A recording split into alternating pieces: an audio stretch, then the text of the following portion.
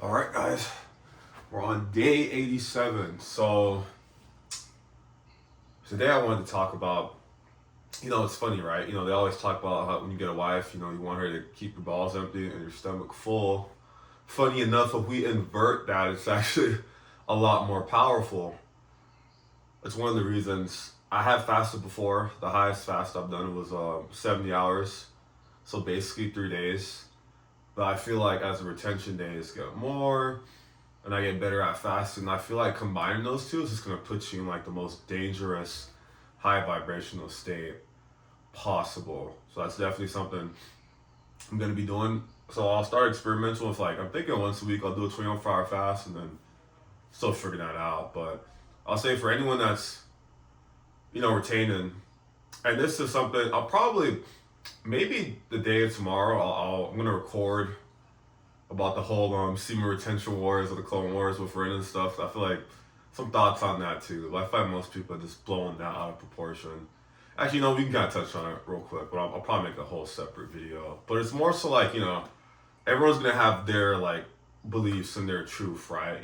So just because it doesn't align with your truth, that's fine. You don't have to be so oh, if you relapse, because me personally, I think it's not that bad things will happen, but it's more so because a lot of us, with how I understand, it's you're manifesting these benefits. So when you relapse, you're gonna subconsciously lose them, and that's something I wasn't aware of to watching the video. But it's nothing bad is gonna happen to you. But if you're the type that's taking retention seriously, and that's gonna reflect in my days you're on, bad things might actually happen to you. But subconsciously, because you've manifested that. But yeah, we'll talk about that in another video. But I want to talk about fasting today because I'll say when I did fast, it was, man, it makes you I'm talking about razor sharp. You're very locked in, honestly. And I feel if you combine that with retention and all that, it's gonna make you you can move in any field, where it's the gym, your business, work, whatever, even interacting with people on a day-to-day basis. It's that's gonna put you in the most high vibrational state possible. Because see, for me, it's everyone's got their reasons for doing retention, but as you start, days get higher and higher. Cause even me, I was I have as you develop this awareness, you're gonna be damn, because it's almost the ego. Because I have enough evidence now that I'm not doing these things for female validation, but the ego still is creeping in, and I'm no, that's not the case.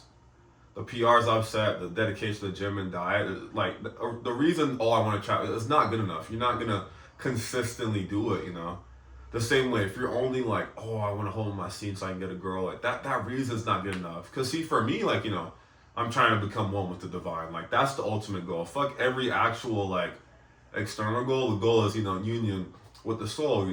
Enlightenment, moksha, Christ consciousness. That's what I actually want to do. And through all the texts and stuff I've read, it's you have to have mastery over your lust. You have to surrender to your ego. That's why for me, it's a lot of people on the retention space. No one really talks about meditation. We talk about manifestation, but no one's talking about actual meditation and the practice. So that's kind of gonna be my thing, because that's something I do daily now, non-negotiable. I have to meditate, because developing that stillness, that's where God is. Because the ego, all these thoughts, the self-doubt, all this, it's false reality. It's not real. And the only way to get that out of your head or whatever is you gotta maintain and become so still, where it's boom, you can focus on one thing and you could objectively see truth. So for me, that's why fasting and retention are so important. But another thing I want to touch on too is the importance of working out, because I feel that's also for men especially, it's that's a really high vibrational activity. So I don't give a fuck what you're doing. I don't get go to the fucking gym. So my friend, go to the fucking gym. I need you to go to the fucking gym. Not yesterday, the day before. I need you to go now. I need you to go to the fucking gym, because it's just because, oh my god, I wish I could.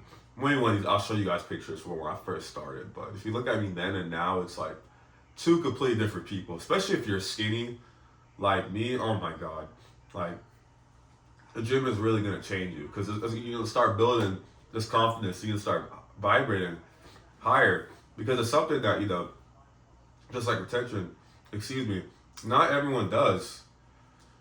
So that's another thing too. So I feel like, unfortunately, it's another thing too where it's like, and this is where I'm like, your thoughts are gonna keep developing. Because I realized, I was like, damn, a lot of the benefits or things we're chasing, you want to get to the point where it's like, that's just who you are. So you do those things. And I know part of me is like, Elon, that is the case. Like, I'm just someone that works out. There's no resistance for me waking up 5 to go to the gym. It's just something I do. It's not difficult.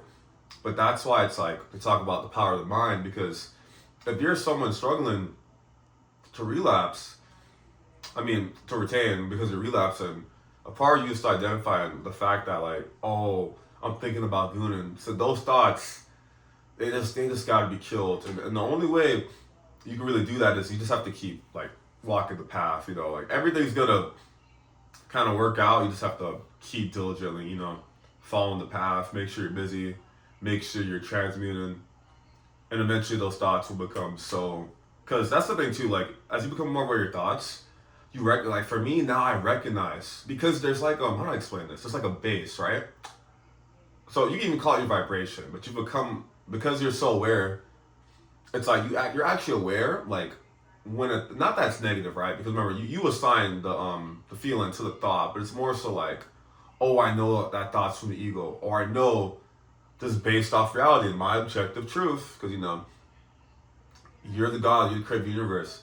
I know that's not true, but the ego, it wants me to think, oh, for whatever reason, and that part, is that's still a daily thing, figuring that out, but.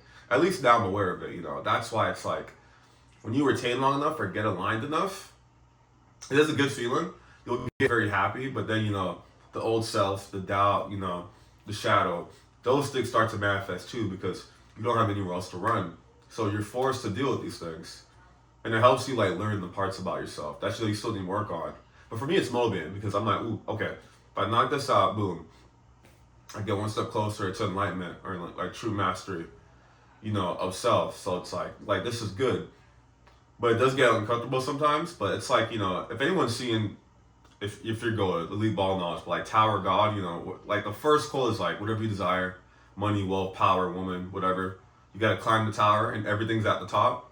Just think of, like, when you really understand your divine nature, or you really sit in the embrace of God, all the answers and everything you're looking for is there, literally. So you just got to keep. But not to say, because that's the thing too, I appreciate Rin for that comment too. It's more so like, you don't have to retain to increase your vibration, but it's definitely one of the best ways for a man to increase vibration. Probably I'd argue, besides the gym. But at least what I would disagree with him on, it's like, I don't see how you get to the point where the Buddha got, Krishna, and all these, like, spiritual beings. I don't see how you get to that point without retention, honestly. I don't. That might be a limiting belief, but I'm open to, because that's the thing too. It makes you really open to everything.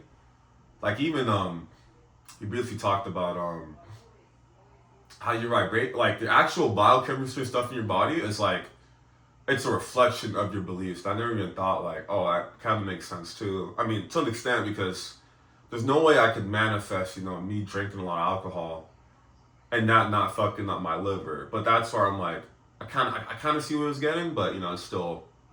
And this is where you learn, like, boom, because there's so much levels to this too, but you have to rest in the understanding, and then as you learn more about yourself, you're gonna learn about the world and other people around you and stuff. So that's why I tell you guys, take your knowledge from multiple people too, because honestly, I don't watch much retainers because it's like kind of the origin of this. It's like I was already, I would say, pretty aligned due to, like, my friends and just, like, my environment, whatever. I didn't, like, when I started retention,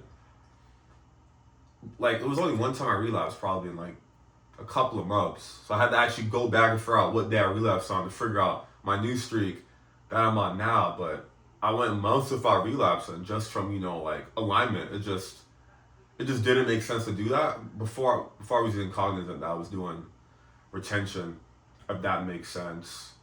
Because for me now, it's like, okay, boom, this increased my vibration, but it's really only beginning, and that's where I'm like, retention is like it's an amplifier, but it's like really only in the beginning, because this is gonna bleed into, like, other aspects. For me, I feel like retention was